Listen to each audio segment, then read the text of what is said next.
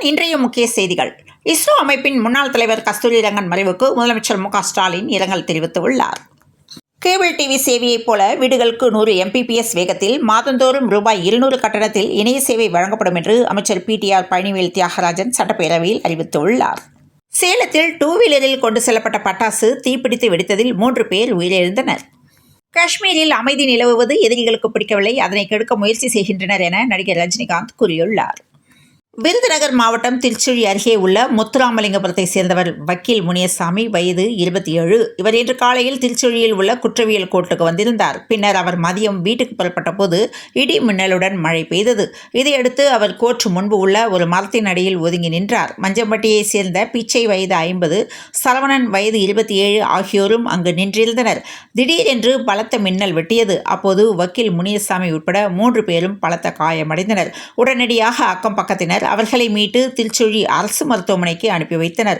அங்கு சிகிச்சை பலனின்றி முனியசாமி பரிதாபமாக உயிரிழந்தார். மற்ற 2 பேருக்கும் தீவிர சிகிச்சை அளிக்கப்பட்டு வருகிறது. இந்த சம்பவம் தொடர்பாக போலீசார் தீவிர விசாரணை மேற்கொண்டுள்ளனர். டாஸ்மாக் தலைமை அலுவலகத்தில் அமலாக்கத்துறை நடத்திய சோதனையை சட்டவிரோதம் என அறிவிக்க கோரி சென்னை ஐகோர்ட்டில் டாஸ்மாக் நிர்வாகமும் தமிழக அரசு தரப்பிலும் மனு தாக்கல் செய்யப்பட்டது.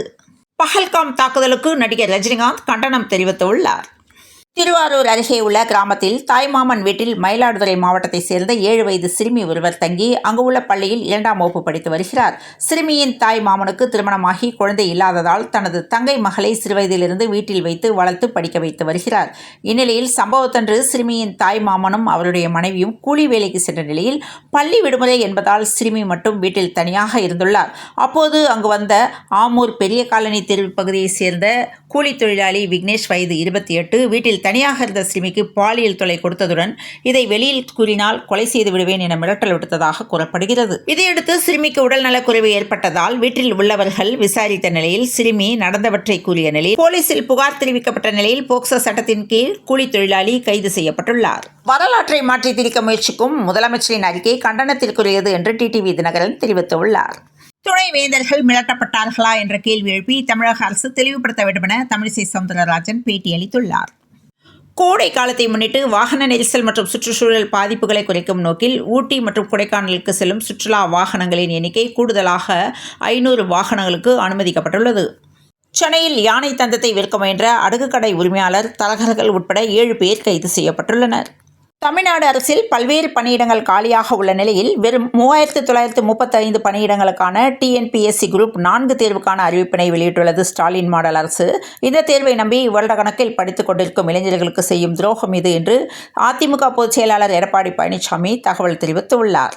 சென்னை மீனம்பாக்கத்திலிருந்து கிளாம்பாக்கம் மற்றும் அக்கரை ஆகிய இடங்களுக்கு செல்லக்கூடிய 7 மாநகர பேருந்துகளை அமைச்சர் தாமோ அன்பரசன், அமைச்சர் சிவசங்கர் ஆகியோர் இன்று கொடியசைத்து தொடங்கி வைத்தனர். திருவள்ளூர் அருகே கடம்பத்தூர் ரயில் நிலையத்திலிருந்து தினமும் ஆயிரக்கணக்கான பயணிகள் திருவள்ளூர் மற்றும் சென்னை மார்க்கத்தின் பல்வேறு பகுதிகளுக்கும் சென்று வருகின்றனர்.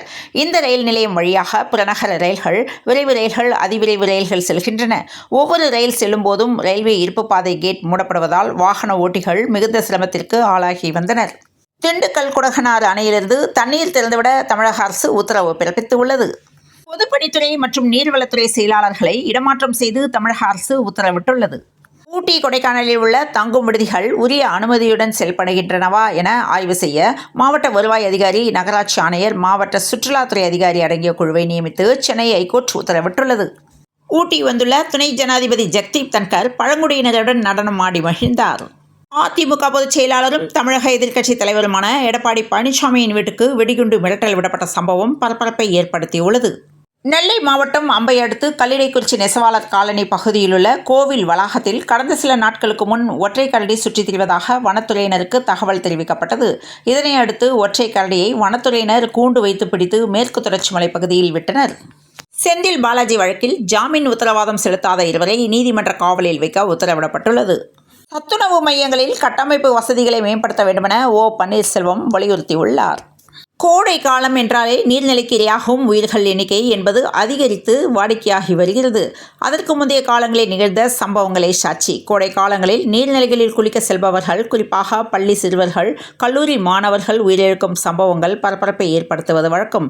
இந்நிலையில் நீர்நிலையும் உச்சி வெயிலும் என்று பள்ளி கல்வித்துறை எச்சரிக்கை விடுத்துள்ளது. சென்னை ராஜீவ்காந்தி அரசு மருத்துவக் கல்லூரி முதல்வராக இருந்த தேரணி ராஜன் பணியிட மாற்றம் செய்யப்பட்டுள்ளார். துணைவேந்தர்களை மிரட்டியுள்ளனர். எமர்ஜென்சி காலத்தை நினைவூட்டுகிறது என்று RN ரவி குற்றம் சாட்டியுள்ளார். சென்னை ராயப்பேட்டையில் உள்ள அதிமுக தலைமை அலுவலகத்தில் பொதுச் செயலாளர் எடப்பாடி பழனிசாமி தலைமையில் அதிமுக மாவட்ட செயலாளர்கள் கூட்டம் தொடங்கி நடைபெற்று வருகிறது. இந்நிலையில் அதிமுக மாவட்ட செயலாளர்கள் கூட்டத்தில் முன்னாள் அமைச்சர் செங்கோட்டையன் முதல் வரிசையில் பங்கேற்றுள்ளார். குறுக்குப்பேட்டையை சேர்ந்தவர் மதன்குமார். இவர் கடந்த 16ஆம் தேதி அப்பகுதியை சேர்ந்த 16 வயது சிறுமிக்கு பாலியல் தொல்லை கொடுத்துள்ளார். இது தொடர்பாக சிறுமி அளித்த புகாரின் பேரில் மதன்குமார் மீது போக்சோ வழக்கு பதிவு செய்த போலீசார் அவரை கைது செய்து சிறையில் அடைத்தனர். இந்த நிலையில் தம்பி மீது புகார் அளித்ததால் ஆத்திரத்தில் இருந்த அவரது அண்ணன் பாபு அந்த சிறுமியை பின்தொடர்ந்து சென்று அரிவாளால் சரமாரியாக வெட்டியுள்ளார். இதில் சிறுமிக்கு பல இடங்களில் அரிவாள் வெட்டு விழுந்த நிலையில் சம்பவ இடத்திலேயே சிறுமி நிலைகுலைந்து சரிந்து விழுந்தாள். இதனையடுத்து வெறிச்செயலில் ஈடுபட்ட பாபு அங்கிருந்து தப்பி ஓடினார். இதுகுறித்து தகவல் அறிந்து சம்பவ இடத்திற்கு விரைந்து சென்ற போலீசார் சிறுமியை மீட்டு ஸ்டான்லி மருத்துவமனையில் அனுமதித்துள்ளனர். அங்கு அவளுக்கு தீவிர சிகிச்சை அளிக்கப்பட்டு வந்த நிலையில் மேலும் வழக்கு பதிவு செய்து தப்பி ஓடிய பாபுவை போலீசார் தீவிரமாக தேடி வருகின்றனர். கோவை மாவட்டம் பொள்ளாச்சி அருகே உள்ள ஆழியார் பகுதிக்கு சென்னை பூந்தமல்லியில் உள்ள பிசியோதெரபி கல்லூரி மாணவர்கள் சுற்றுலா வந்தனர். அவர்கள் ஆழியார் ஆற்றில் இறங்கி குளித்து மகிழ்ந்தனர். இந்நிலையில் கோவை ஆழியார் ஆற்றில் மூழ்கி சென்னை கல்லூரி மாணவர்கள் 3 பேர் பரிதாபமாக உயிரிழந்தனர். இருட்டுக்கடை உரிமை யாருக்கு என்ற விவகாரத்தில் கடையின் உரிமையாளர் என கூறப்படும் கவிதாவின் சகோதரர் நயன்சிங் சார்பில் இன்று பொது அறிவிப்பு வெளியிடப்பட்டுள்ளது. ஊட்டி ராஜ்பவன் மாளிகையில் இன்று காலை துணைவேந்தர்கள் மாநாடு தொடங்கியது. இதில் பெரும்பாலான அரசு பல்கலைக்கழக துணைவேந்தர்கள் கலந்து கொள்ளாமல் புறக்கணித்தனர். கோவையில் நாளை மறுநாள் செட்டிப்பாளையம் SNT பைபாஸ் சாலையில் ஜல்லிக்கட்டு போட்டி கோவை மாவட்ட நிர்வாகம் மற்றும் கோவை தமிழர் பண்பாட்டு ஜல்லிக்கட்டு பேரவை சார்பில் நடத்தப்படுகிறது. இதற்கான வாடிவாசல் கேலரி அமைத்தல் உள்ளிட்ட பணிகள் நடந்து வருகிறது. 750 காளைகளை அடக்க 500 வீரர்கள் பெயர் பதிவு செய்யப்பட்டுள்ளது. போப் ஆண்டவருக்கு ஜனாதிபதி திரௌபதி முர்மு இறுதி அஞ்சலி செலுத்தினார். பஹல்காம் தாக்குதல் ஹிந்து முஸ்லிம் பிரச்சனை அல்ல என்று நடிகை காஜல் அகர்வால் தெரிவித்துள்ளார். நடப்பு IPL தொடரில் இதுவரை 8 போட்டிகளில் விளையாடியுள்ள பஞ்சாப் கிங்ஸ் அணி 5 போட்டிகளில் வெற்றி பெற்று புள்ளிப்பட்டியலில் 5வது இடத்தில் உள்ளது. பஞ்சாப் கிங்ஸ் அதன் அடுத்த போட்டியில் கொல்கத்தா நைட் ரைடர்ஸ் அணியை எதிர்த்து விளையாட உள்ளது. மும்பை அணியின் ஆல்ரவுண்டரான தனுஷ் கோட்டியான் பஞ்சாப் கிங்ஸ் அணியுடன் இணைந்துள்ளார். IPL 2025 சென்னையை எளிதில் ஐதராபாத் வீழ்த்தியது. துருக்கியில் IDF டென்னிஸ் தொடர் நடக்கிறது. இதன் ஒற்றையர் பிரிவு காலிறுதியில் இந்தியாவின் வைஷ்ணவி பெல்ஜியத்தின் அமேலி வான் இம்பே மோதினர். கோலி போல தொடர்ந்து 20 ஆண்டுகள் கிரிக்கெட்டில் பங்கேற்க வைபவ் முயற்சிக்க வேண்டுமென சேவக் தெரிவித்துள்ளார். தங்கம் விலை எந்தவித மாற்றமும் இல்லாமல் விற்பனை செய்யப்படுகிறது. அதன்படி சென்னையில் இன்று 22 கேரட் ஆபரண தங்கத்தின் விலை ஒரு சவரன் 72,040 ரூபாய்க்கும் 1 கிராம் 9,005 ரூபாய்க்கும் விற்பனையாக உள்ளது. தமிழ்நாட்டில் இரவில் திருவாரூர், தென்காசி, தேனி, விருதுநகர், தூத்துக்குடி, நெல்லை, கன்னியாகுமரி, தஞ்சாவூர், மயிலாடுதுறை, நாகை, அரியலூர், கடலூர், புதுக்கோட்டை, சிவகங்கை, ராமநாதபுரம், கோவை, நீலகிரி, மதுரை, திண்டுக்கல், திருப்பூர் ஆகிய 20 மாவட்டங்களில் ஓரிரு இடங்களில் மிதமான மழைக்கு வாய்ப்புள்ளதாக சென்னை வானிலை ஆய்வு மையம் தகவல் தெரிவித்துள்ளது. தொடர்ந்து இணைந்திருங்கள் பிரவாஸ் கதவம் செய்திகளுடன். மீண்டும் மற்றொரு செய்தியில் சந்திப்போம். நன்றி, வணக்கம்.